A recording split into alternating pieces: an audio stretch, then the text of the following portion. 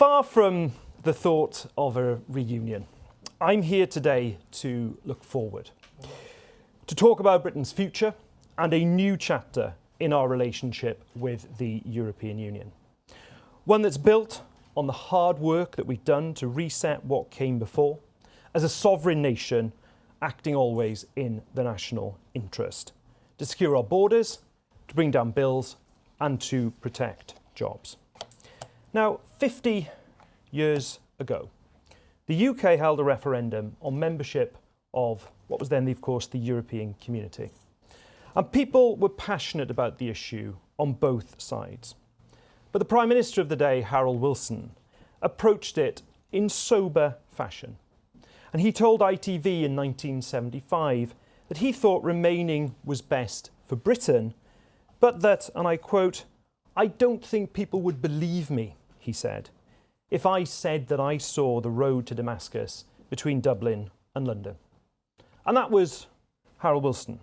He was right. He knew the key was honesty, telling the public facts, not exaggeration. And he said, again quite openly, that more people saw it that way rather than in black and white. Now fast forward 40 years, over 40 years to 2016. The referendum asked the British people a very simple question. Did we want to be in or out of the EU?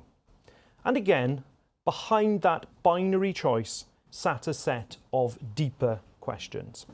What are Britain's priorities? What relationship do we want with the EU? But frankly, we never debated those issues seriously, and the blame lies, by the way, on both sides. Instead of a grown-up conversation about sovereignty, about trade-offs and responsibility, we got slogans and shouting matches, empty promises and bitter divisions.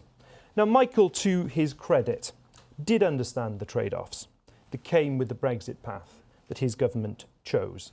And I know whilst in government, he led a lot of the preparations to manage the consequences, including getting, as we were discussing a moment or two ago, actually getting the UK border ready for all the new processes and paperwork.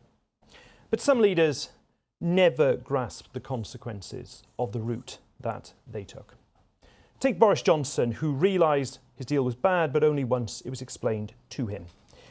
Now, my hunch, he probably accepted the bad consequences of good intentions, but decided ideology mattered more than reality. A bit like betting on a losing hand and doubling down. And the result was the first free trade agreement in history that made it harder to trade. Now, you all may have heard of what is known as the Brexit tackle. Now, it's the phrase that kids use on the football pitch when a player gets wiped out by someone who's lost their head a bit. Now, that's what the 2020 Tory deal with the EU did to our small businesses. Exports down by nearly 20% since 2019.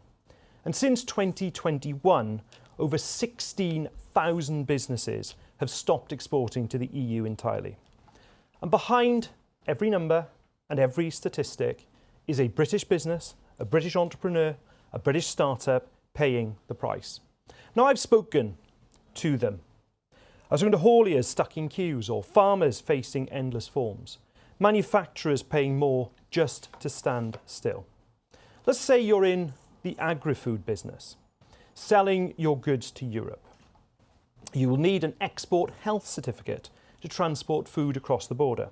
£200. Not a one-off fee, not a fee per lorry, but a fee per consignment. If you are exporting salmon or beef, queuing times for SPS checks, £149 for each shipment. If you're selected for sampling, up to £1,400 per shipment on fees, waiting times, and the cost of the product sampled. Companies big and small are crying out for change, for practical help, to bring down bills so they can make goods cheaper for the public.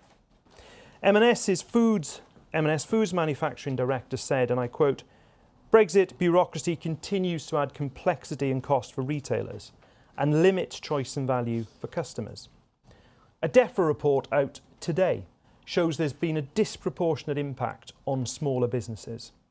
That red tape has created a competitive disadvantage between smaller firms and larger operators, it says.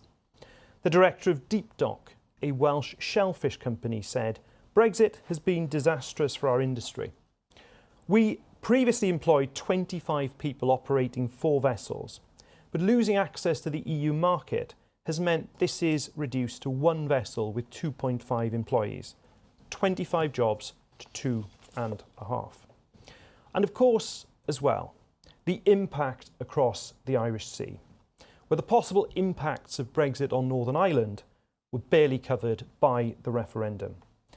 UK goods being banned from Northern Ireland entirely. Now, in fairness to the last government, and I said it at the time, the Windsor framework went a long way to resolving some of these issues.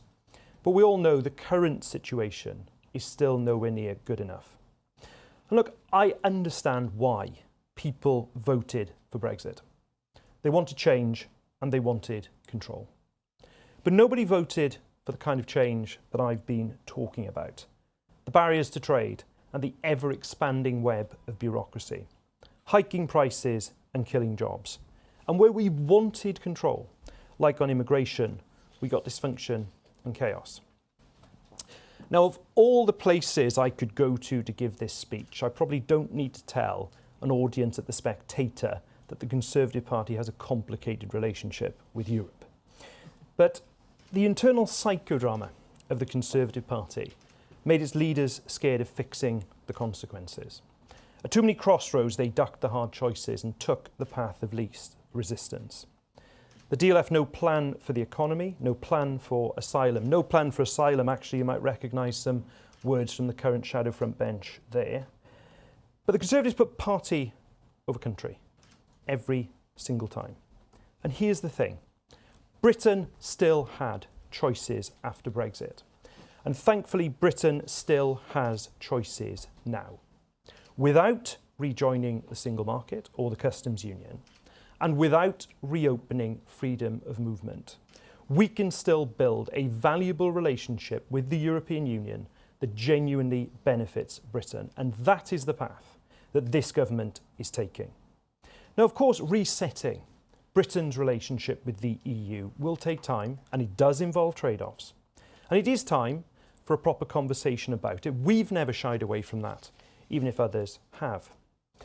Kemi Badenoch rushed to say she'd reverse our deal before she'd even seen it. Nigel Farage, never one to miss a headline, did the same. Two sides of the same coin. The Tories and Farage fighting yesterday's battles, trying to drag Britain backwards. And they have sided with the promise of more red tape, mountains of paperwork, and a greater bureaucratic burden for business. Frankly, I think they'd be happy sometimes if we cut off trade entirely to the EU. And it isn't often, is it, that in politics we see such an inverse, with a Labour government pro-free trade and pro-private markets, and a Tory reform coalition crusading against that very principle. Now, our recent trade deals with the US and indeed with India have used our new Brexit freedoms to bring down bills for British people and open new opportunities for British businesses. Deals that show we can negotiate new agreements as a sovereign nation outside the EU. And we will enter into a food and drink deal as outlined in the common understanding that was signed on the 19th of May. It means aligning standards on food and agriculture when and where it is in the interests of British businesses. And yes, it means shared rules. But all international trade agreements involve shared rules. That is their very nature. Now, free traders and Conservatives have always wrestled with this. But frankly, the boldest have been the pragmatists too. Back in the 1980s, American President Ronald Reagan was negotiating a free trade agreement. And the arguments came down to how to settle disputes and the role of the courts. Sound familiar? And the Canadian Prime Minister of the day, Mulroney, challenged him and said, "Now, Ron, how is it that the United States can agree to a nuclear reduction deal with their worst enemy, the Soviet Union, but not do a deal with Canada to make trade easier?" And of course, Reagan, pragmatist, did the deal. But let's be honest, Most British exporters already align de facto with EU standards to keep selling their goods. The question is not whether alignment is inherently wrong. It is whether, as a sovereign country, it works for us. And this government thinks that in some cases like SPS, it's in our national interest to align with the EU. We have made that choice because it is pragmatic and we own that choice. Now, there will be some carve-outs for the UK, of course, to be negotiated. We will have decision-shaping rights when new EU policies are made, and Parliament will rightly have a say on those rules. And any disputes go to international arbitration. It's not the European Court of Justice that has the final judgment on that. Just as, by the way, the Conservatives agreed in the withdrawal agreement. That is sovereignty exercised in the national interest, and it will deliver real change. For farmers, agri-food exports will become cheaper and easier. For hauliers, they will spend less time sitting in their cabs and in longer queues. For consumers, prices will come down. These are not theoretical benefits, they are practical. This autumn, we will start the detailed negotiations on the SPS deal, as well as other commitments from our summit last May. We will then bring the legislation to Parliament to implement the deal. We will get that done by 2027, so businesses and consumers see the tangible impacts as soon as possible. Money saved at the borders, profits freed up to invest, pounds kept in the pocket of working people, and the benefits aren't just limited to trade. In energy, linking our carbon markets will cut costs for major UK industries and stop British firms paying the EU's carbon border tax. And so many of the challenges we will face in the future are crises across our continent that we can't fight alone. So we will work together on security, hybrid threats, space, illicit finance, all the more important in the face of Putin's aggression. And we will work together to tackle illegal migration. Already, we are working with France to detain illegal immigrants crossing the Channel because the international criminal gangs don't recognise borders when they run people smuggling operations. And those gangs don't recognise borders when they enable illegal drugs to get onto British streets. Our new agreements on data sharing, facial imaging and access to EU criminal records will help to bring those criminals to justice. Our borders will be more secure. That is progress. Now, some will hysterically cry, even treason. Some will say we're surrendering sovereignty or freedoms, but that is nonsense. What are those things in a modern context? Is it businesses drowning under mountains of paperwork? Or free trade, a country now free to strike deals across the world and boost economic growth? Is it taking away measures to fight the criminal gangs, making our streets less safe, or securing the borders that protect our country? Now, we know we are going to have a political fight on this, especially when we legislate for it in Parliament. But the Prime Minister was very direct in his instructions to me on taking office. National interest first. Build on what's best about Britain. We are determined to plug the gaps, to rebuild Britain, protect our borders, bring down bills in every part of the country and secure good jobs. A new relationship of mutual benefit. One that brings freedom back to our businesses and exercises our sovereignty. And it needs pragmatism when you're tough, decisive and collaborative. That cannot rest on easy answers and snake oil. The Tories completely 2D, stuck with the ghost of Brexit past, and then Nigel Farage, who has pledged to reverse our progress. His manifesto at the next election will say in writing that he wants to take Britain backwards, cutting at least £9 billion from the economy, bringing with it a risk to jobs and a risk of food prices going up. He won't tell you that directly, and I doubt you'll see it on the side of a red bus. But it would be a sledgehammer to businesses and people doing the weekly shop. And that is purposeful. Because aside from, frankly, his pension packet, Nigel Farage can't bring himself to have any relationship with the EU. Unable to recognise what is actually the best choice for families across Britain. But also because Nigel Farage wants Britain to fail. His model of politics depends on it. When British businesses fail, when family businesses go up, he offers the easy answers, dividing communities and stoking anger, and we reject that emphatically.